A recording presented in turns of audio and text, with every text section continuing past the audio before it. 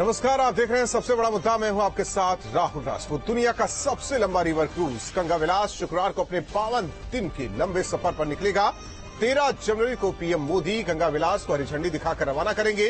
PM Modi के dream project जल परिवहन की दिशा में इससे बड़ा कदम माना जा रहा है। वाराणसी से असम के डिब्रूगढ़ तक दुनिया के सबसे लंबे जल मार्ग पर यात्रा करते हुए क्रूज विलास 3200 किलोमीटर से ज्यादा की दूरी तय करेगा और भारत और बांग्लादेश के बीच 5 राज्यों से होकर गुजरेगा। गंगा विलास क्रूज अपने सफर के दौरान यूपी, बिहार, पश्चिम बंगाल, बांग्लादेश और असम में कुल 27 नदी प्रणालियों का भ्रमण करेगा।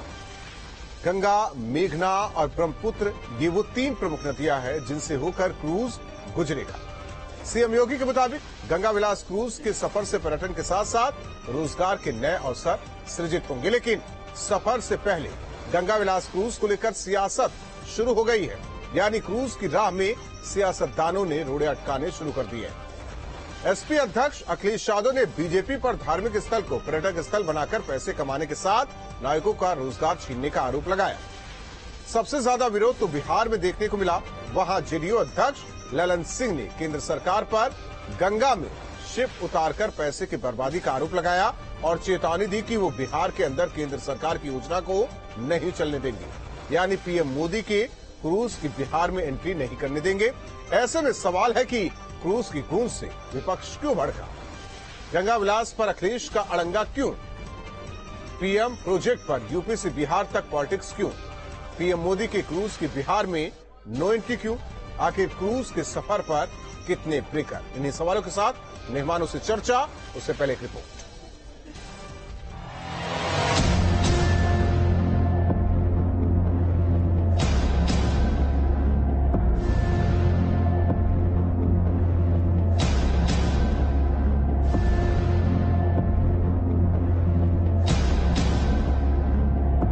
आदरणीय श्री नरेंद्र मोदी जी के कर कमलों से गंगा विलास क्रूज सेवा का शुभारंभ हो रहा है।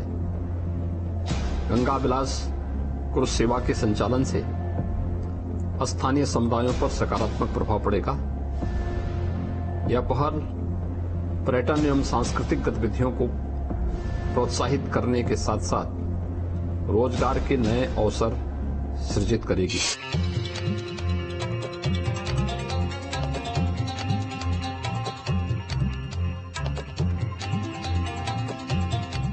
भारतीय जनता पार्टी टूरिज्म और पैसा बढ़ाना चाहती है, पैसा कमाने के लिए व्यवस्था बना रही है। आखिरकार वहां के जो निषाद समाज के लोग हैं, जो नाव चलाते थे, नावक थे, उनको क्या लाभ मिलने जा रहा है?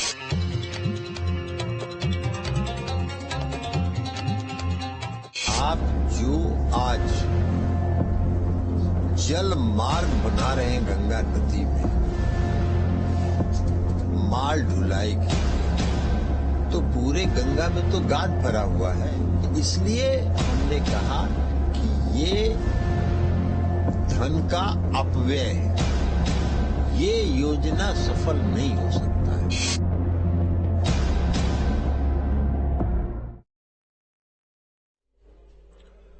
और हमारे साथ है संजय निषाद जी, कैबिनेट मंत्री, उत्तर प्रदेश सरकार जुड़ रहे हैं।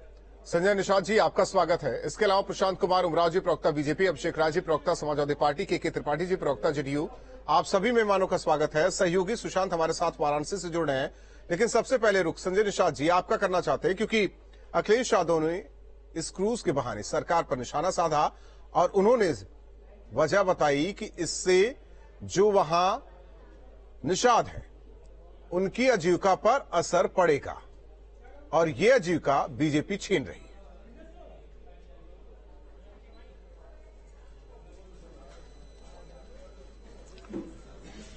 मैं तो इस बात के लिए धन्यवाद दूंगा अखिलेश जी को, कम से कम निषादों का नाम सत्ता में जाने के बाद लेना शुरू कर दिया। लेकिन मैं इतना वो कहूंगा कि निषादों की चिंता वो छोड़ दें, क्योंकि निषादों के हक हिस्से के लिए, उनके विकास की मुख्यधारा में लाने के लिए मछुआरों ने मिलकर एक निषाद पार्टी का गठन खुद कर लिया है और उसके वजह से 2014 से चुनाव शुरू किया है। 2015, 2017, 2018, 2019, 2022 में आपने देखा होगा। आज के दिन में मछुआ समुदाय के विकास के लिए निषाद राज बोट योजना खुद चल रही है। केंद्र में मत्स्य मंत्रालय है, प्रधानमंत्री मत्स्य संपदा योजना, उत्तर प्रदेश में मुख्यमंत्री संपदा योजना है। निषादों के विकास के लिए, शिक्षा के लिए ये जो है मछुआ कल्याण कोष की स्थापना की गई, उनके घर बनाने के लिए, उनको शिक्षा देने के लिए, उनके इलाज कराने के लिए। पहली बार है कि मछुआरों के हितों की रक्षा के लिए आज भारतीय जनता पार्टी ने किया है। मैं इनसे कहूंगा कि अपने शासन काल में हुए जो निषादों पर जो अत्याचार हुए उस पर इन्हें चिंता करनी चाहिए। आखिर हम लोग आरक्षण के मुद्दे की आवाज उठा रहे थे तो 7 जून 2015 में जो गोली चली थी तब उन्हें निषादों की चिंता नहीं थी। निषाद पानी के बारे में जानता है, पानी के बारे में जानता, अब धोखा खाने वाला नहीं है। ये घड़ियालू आंसू बहाना बंद कर दें।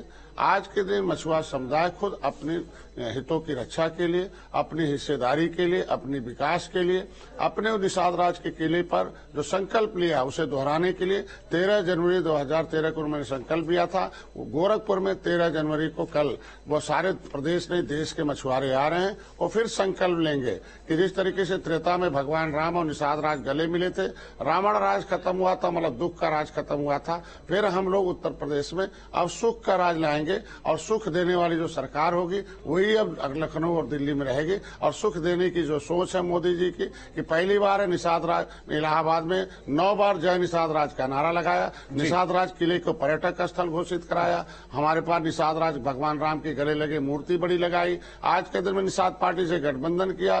पहले नेता जाते थे तो पिछली सीट का बैठते थे, कोई आवाज नहीं उठ पाते थे। आज निषाद पार्टी का जो बेटा निषाद पार्टी पहली सीट पर बैठती है और आज के दिन विधानसभा और विधान परिषद में हमारे लिए 10 मिनट अलॉटेड होता, तो आज वो क्रूज चलने से कोई नहीं। हाँ बोले क्या कर रहे हैं? अखिलेश जी को इतनी दिक्कत क्यों हो रही है? क्रूज चलने से कोई नुकसान नहीं है। क्रूज नहीं, देखिए अब हो क्या गया है कि मछुआ समुदाय जब धोखा जान गया, ये झुआ भर वोट पर पौवा पिला के जो लेते थे वोट पार्टियां, अब वो खुद पार्टी बना लिया और पावर देख लिया कि राजनीति से ही हिस्सा मिलता है, झंडे से हिस्सा मिलता है, टोपी से मिलता है। तो आज इनसे दूर जब हो गया है तो आज दूर होने के नाते लोग सत्ता से दूर हो गए हैं। तो ऐसे में इनको चिंता सताती कि एक वोट बैंक था 18%, अब इसे कैसे जोड़ा जाए। आज के दिन में अब वो कुछ भी कहते रहे, वो किसी के जाल में आने वाला नहीं है, क्योंकि पहले आज मछुआ समुदाय जानता है कि 70 फुट नदी में नीचे कितना फुट कितने किलो की मछली है और 70 फुट ऊपर वो जो ताड़ का पेड़ होता है उसमें जानता कितनी शक्ति है। तो आज वो जान लिया कि वोट में कितनी शक्ति है, वो अपनी शक्ति को किसी के जाल में फेंकने वाला नहीं है। वो खुद के लिए करो संकल्प लेने के लिए उत्तर प्रदेश में आ रहे हैं। अपना भाग्य खुद मछुआ समुदाय भारतीय जनता पार्टी के साथ मिलकर, क्योंकि आज जो हमें योजनाओं के माध्यम से इस मछुआ समुदाय के विकास के लिए काम हो रहा, वो हमारी एक सवाल बिहार में जिस तरीके से राजनीति हो रही है और ये कहा जा रहा है कि हम तो चलने नहीं देंगे इस क्रूज को, क्या कुछ उस पर कहेंगे आप?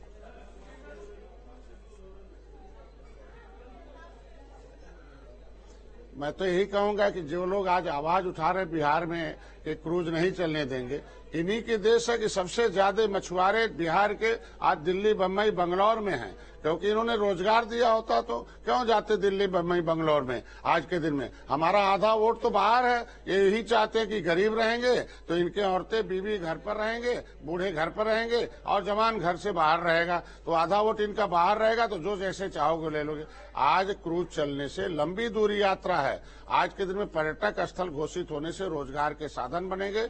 बड़े बड़े शहर जो है नदियों के किनारे हैं। मछुआरों की वो दशा है, 70 साल से केवल 5 साल में वोट मांगने जाते थे, आज कम से कम हम लोग नदियों किनारे पहुंचे हैं। क्रूज लंबी यात्रा का है, छोटे नदी से पार उतरने के लिए नाव है। लंबी यात्रा के लिए कभी हमारे पास जहाजें हुआ करती थी, अंग्रेजों ने कानून बनाकर क्रिमिनल कास्ट घोषित करके हमें उजाड़ दिया। पिछली सरकारों ने गलत नीतियों के चलते हमें उजाड़ दिया, खत्म कर दिया, कहीं का नहीं रखा। तो आज के दिन में इस पार उस पार छोटी नाव से छोटा पर्यटक स्थल होगा, भीड़ आएगी, ज्यादा लोग आएंगे तो नाव चलेगी अधिक से अधिक, तो लोगों को रोजगार मिलेंगे। आज इनके समय तो कुछ किया नहीं इन लोगों ने, न निषाद राज किले पर कुछ किया, खुदवा के कांग्रेस जो है हमारा सब कुछ ही जितना भी खजाना था हटा दिया। आज के दिन में इनके सहयोग से 2004 से 2014 सरकार चलती रही, लेकिन हमारे जो आरक्षण के मुद्दे थे वो जब इन्हें मालूम है कि राज्य में कुछ नहीं हो सकता है तो केंद्र से क्यों नहीं कराया हमारा। आज के दिन में हमारी सरकार है, हम लोग मिलकर काम कर रहे हैं, मछुआरों के साथ साथ सभी जाति धर्म के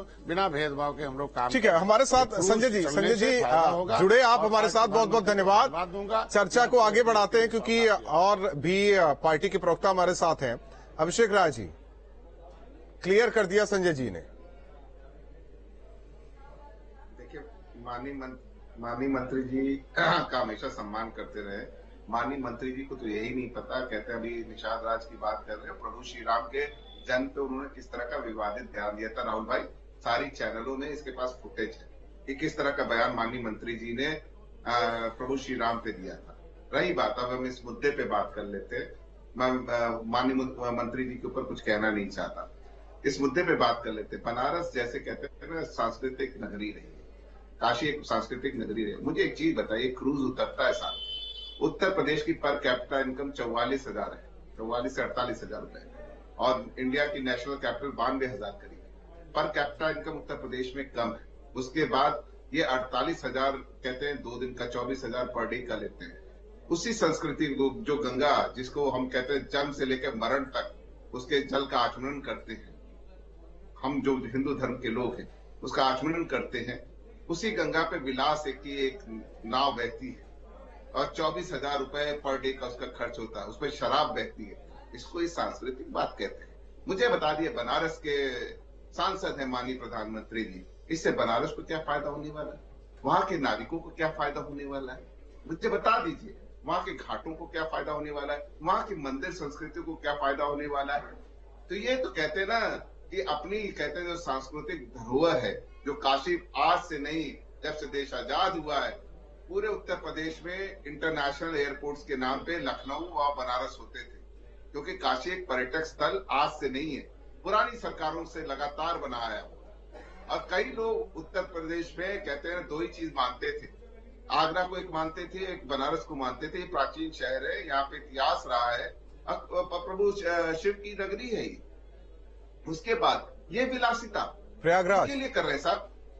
पर कैपिटा इनकम कितनी है पूछना चाहता हूँ, इससे जनता का क्या भला हो रहा है। ठीक है, जवाब लीजिए। बात पूछना चाहता प्रशांत एक सवाल और, राहुल भाई जल्दी कीजिए सर।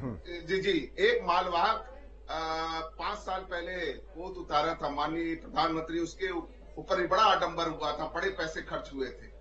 बनारस से हल्दिया तक का एक बार उतरा सा, 5 साल में दोबारा वो हल्दिया तक चला नहीं है। प्रशांत कुमार जी, जवाब दे दीजिए।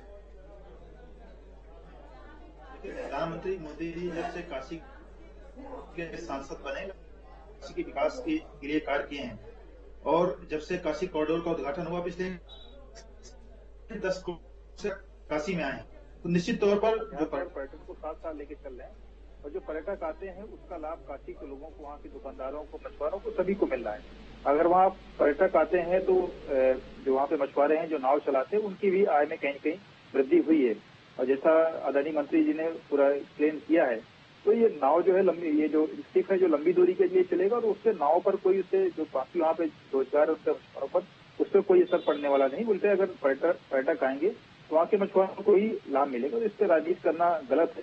जिन लोगों ने, जिन सरकारों ने पहले अपने विकास के लिए काम कुछ नहीं किया और आज हमारी सरकार कर रही है, तो स्वाभाविक है उनके निर्णय लेना होना स्वाभाविक है, क्योंकि मोदी जी बाकी लोगों के सोच से अलग उनका एक विजन है, उससे काम करते हैं। और लंबी दूरी का ये जो जहाज जाएगा, इससे पर्यटन को भी बढ़ावा मिलेगा, साथ साथ ये मालवाहक का भी काम करेगा, आगे आने वाले फ्यूचर में ये रास्ता बनेगा। तो इसका स्वागत किया जाना चाहिए, कहीं कहीं रेवेन्यू भी बढ़ेगा, बनारस के लोगों को भी लाभ मिलेगा। इससे राजनीति गलत है। लेकिन के त्रिपाठी जी, आपके बड़े नेता तो कहते हैं चलने ही नहीं देंगे बिहार में। देश का एक बहुत बड़ा ये प्रोजेक्ट है, और इस प्रोजेक्ट पे करोड़ों रुपया खर्च किया है केंद्र सरकार। लेकिन जो छोटे हमारे मछुआरे थे, जो अपना रोजी रोजगार उससे करते थे, उनके ऊपर एक बड़ा असर आया। सवाल ये है कि हम क्या देने जा रहे हैं। जहां बिहार में, उत्तर प्रदेश में मछुआरों की आर्थिक स्थिति का अगर आप सर्वे करें तो आप ये पाएंगे कि ये बहुत बड़े कमजोर तबके के लोग हैं और इनमें जो कमाई जो है वो नदी ही, और नदी से उनका रोजी रोजगार बन सकता है। तो इस ठीक है, मैं सारी चीजें प्रोजेक्ट आप लगाने के त्रिपाठी जी, अगर उन मछुआरों को भी उनमें त्रिपाठी जी उनकी भागीदारी कहीं से सुनिश्चित कराते तो शायद ये रोकने का प्रयास न होता। देखिए संजय जी तो बहुत पहले ही क्लियर कर दिया। उन्होंने तो यही कहा कि पिछली पार्टियां जो सरकार थी उन्होंने कभी कुछ नहीं किया। उनके युवा बाहर हैं, मुंबई है, साउथ में है, गुजरात में है। की गाद में जो ये प्रोजेक्ट टोटली फेल्योर हो जाएगा। आज आपको उचित नहीं लगेगा मेरा कहना, लेकिन गंगा में इतनी गाद है, इतनी ज्यादा रेत है कि उसमें ये बहुत बड़ा जहाज नहीं चल पाए। ये क्या कहते हैं कि ये मौलिक नहीं चल पाएगा, बात अलग है। नहीं चलने देने वाली बात जो है नहीं चल। देखिए ये हमारे मछुआरों के साथ अन्याय है, सरासर अन्याय है। तो आप लोगों ने न्याय कब किया? जिसकी रोजी रोटी न्याय कब किया आप लोगों ने? देखिए इसलिए उसके साथ अन्याय ठीक नहीं है। आप और कुछ करते, उनके लिए कोई उनकी भागीदारी। सर बात वही हुई ना, बात वही हुई कि हाईवे बन रहा है और हर परिवार को सरकार गाड़ी दे। नहीं, ये हाईवे बनना नहीं, लेकिन वो जो परिवार उसकी रोजी रोटी का सवाल है ना। सर उसमें रोजी रोटी कैसे, मुझे जरा समझा दीजिए। नाविकों का काम, गांव से मैं भी आता हूं, गांव से आप भी हैं, नाविकों का काम इस पार से उस पार पहुंचाना। और जहां तक आपने वाराणसी को देखा होगा तो वो यात्रा नहीं करवाते, वहां के नाविक यात्रा नहीं करवाते डिब्रूगढ़ तक या गाजीपुर नहीं, या गाजीपुर या बलिया की बात करें, जहां से गुजरती पटना तक तो नहीं लेके जाते ना। लेकिन उनकी रोजी रोटी पे असर तो पड़ेगा ही। ठीक, ऐसा नहीं, ये आपका दावा है, लेकिन हम अपने संवाददाता से समझ लेते हैं जो दावे सुशांत किए जा रहे हैं, क्या दम है? देखिए जैसा कि आपने बताया कि नाविक आखिर क्या करते हैं, वो कम दूरी के रास्ता तय करते हैं, या तो नदी के एक पार से दूसरे पार ले आते हैं या फिर नौका विहार कराते हैं। एक निश्चित उसकी सीमा होती है, 7 से 8 किलोमीटर का जो बनारस से गंगा का दायरा है, उसी में ये नाविक काम करते हैं। जहां तक क्रूज की बात हो तो अगर क्रूज आने से पर्यटन बढ़ेगा, अगर पर्यटक इससे ज्यादा आएंगे तो जाहिर सी बात है इसका कहीं ना कहीं फायदा नाविकों को मिलेगा। जिस तरीके से ये क्रूज चल रहा है तो जो नाव चलाने वाले नाविक है वो एक निश्चित दूरी तक ही सफर तय करते हैं। वो गाजीपुर या फिर सैदपुर तक नहीं ले जा सकते अपने नाव को, क्योंकि इतनी ताकत नहीं होती नाव में। वो सिर्फ एक निश्चित दूरी तक तय करते हैं। और अगर क्रूज के आने से पर्यटन में बढ़ावा होता है, पर्यटक ज्यादा आते हैं, बनारस का नाम और ज्यादा फैलता है, तो जाहिर सी बात है अगर पर्यटक बनारस आएंगे तो उसका फायदा उन नाविकों को भी होगा जो गंगा घाट पे एक निश्चित दूरी तक नाव चलाते हैं। जहां तक ये बात समझ में आ रही है। दूसरी तरफ जहां तक एक राजनीतिकरण इसका हो रहा है तो जाहिर सी बात है एक बिहार में हो, जिस तरीके से बिहार में भी बात आई कि हम क्रूज को आगे नहीं बढ़ने देंगे, या फिर यूपी की बात हो, तो ऐसे में अभी राजनीतिकरण की बात अगर दूर हटा दे तो फिलहाल इससे नाविकों का बहुत बड़ा नुकसान होने जा रहा है, या फिर नाविक जो नाव चलाते हैं गंगा घाट पर उससे कम पैसे में क्रूज वहां पर चल रहे हैं, जिससे नाविकों का रोजी रोटी छिन जाएगी। ऐसी कोई बात समझ में नहीं आती। ये क्रूज डिब्रूगढ़ जा रहा है, डिब्रूगढ़ से बांग्लादेश जा रहा है। बात तो वही हुई ना सुशांत की आप चाहे रोडवेज बस का इस्तेमाल कीजिए या रेलवे का इस्तेमाल कीजिए या हवाई जहाज का, डेस्टिनेशन अगर एक है, चॉइस आपके पास है। लेकिन उसमें अगर आप कहें कि हवाई जहाज चलने से रिक्शे वाले को दिक्कत हो रही है, ट्रेन चलने से रिक्शे वालों को दिक्कत हो रही है, ऑटो वालों को दिक्कत हो रही है, ये समझ से परे है। अभिषेक जी कुछ कहना चाह रहे थे आप? मैं बहुत सीधी सी बात पूछना चाह रहा था। मैंने एक सवाल पूछा था कि हल्दिया तक एक मालवाहक पोत उतारा। ठीक है, उमराव जी, प्रधानमंत्री जी ने, उमराव जी जवाब दे दीजिए। यही डर है तो ये बोलना चाहिए था ना अखिलेश यादव को, ये ट्वीट करना चाहिए था। वो तो कह रहे थे कि निषादों को रोजगार छीन रहे। सुनिए राहुल भाई, तो ये अगर अब तक लिंक्ड होते हैं, मैं अभी और आगे भी सवाल पूछूंगा, मुझे समय दीजिए। अभिषेक जी यही सवाल तो जरा यही सवाल अखिलेश यादव से कहते पूछ लेते, अब तक बहुत सारी चीजें साफ हो जाती। अरे साहब ठीक है उमराव जी, प्रवक्ता हूँ मैं उनका प्रवक्ता हूँ, मैं पूछ रहा नहीं वो तो रोजगार की बात कर रहे थे।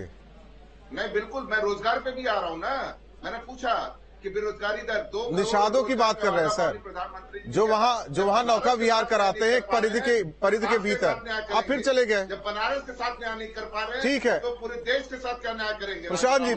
प्रशांत जी देखिए वक्त वैसे ही कम है। देखिए पहले क्या हुआ क्या नहीं हुआ वो अलग विषय। आज जो विषय है क्रूज का विषय है, चलने से पहले ही उसको इस तरह के सवाल उठा देना ये राहुल भाई तालियां कि पहले क्या हुआ? जनता ने आपको तालियां बजाने के लिए आप इस तरह 5 बार तालियां बजाइए। जनता ने आपको तालियां बजाने के लिए थोड़ा सा सही आप करते रहिए। आप एक अच्छे विकास का जो प्रोजेक्ट चालू हुआ है उससे आप मजाक का विषय बना रहे हैं। जनता ने भी अखिलेश जी को मजाक को, राहुल जी को मजाक का विषय बना दिया है। माननीय प्रधानमंत्री जी की बहुत रिस्पेक्ट करता हूँ, मैं माननीय प्रधानमंत्री जी की बहुत रिस्पेक्ट करता हूँ प्रशांत जी। मैं उनके किसी काम को छोटा नहीं समझता। मैं माननीय प्रधानमंत्री जी की हर बात को एकदम कहता हूँ कि वो कुछ करते हैं तो करते हैं। आप उसी की बात को कह रहे, पहले क्या हुआ? 5 साल पहले खुद उन्होंने उद्घाटन किया। आप प्रचारजीवी लोग ना इसी तरह इवेंट बनाते रहिए, कितना राजस्व आएगा, टैक्स पेस का पैसा ऐसे ही बर्बाद करते रहेंगे आप। लगातार कहते हैं अपने उद्योगपति मित्रों के प्रलोभन में आप लोग इतने मस्त हो गए कि बनारस की काशी में गंगा पे शराब आप लोग परोसने जा रहे हैं, और ये कितनी बड़ी मस्त बात है। ठीक, और उसके लिए कह रहे हैं चलिए आप तीनों मेहमानों का बहुत बहुत धन्यवाद, और सुशांत आपका भी धन्यवाद जानकारी देने के लिए। जाहिर तौर पर जिस तरीके से ये क्रूज कल चलेगा, जब पीएम इसे रवाना करेंगे, वर्चुअली रवाना करेंगे, जाहिर तौर पर उससे पहले कार्यक्रम वाराणसी में हुए। सवाल इस बात को लेकर है कि जब कोई प्रोजेक्ट आता है तो उसका विरोध होता है, विरोध के नाम पर क्या अपनी राजनीति चमकाई जाती है, एक बार विशेष को उस केंद्र में खड़ा कर अपनी सियासत को फायदा पहुंचाने की कोशिश की जाती है। यूपी से बिहार तक इस क्रूज को लेकर जमकर सियासत हो रही है, लेकिन सवाल ये कि क्या ऐसा नहीं होना चाहिए था? अगर होना चाहिए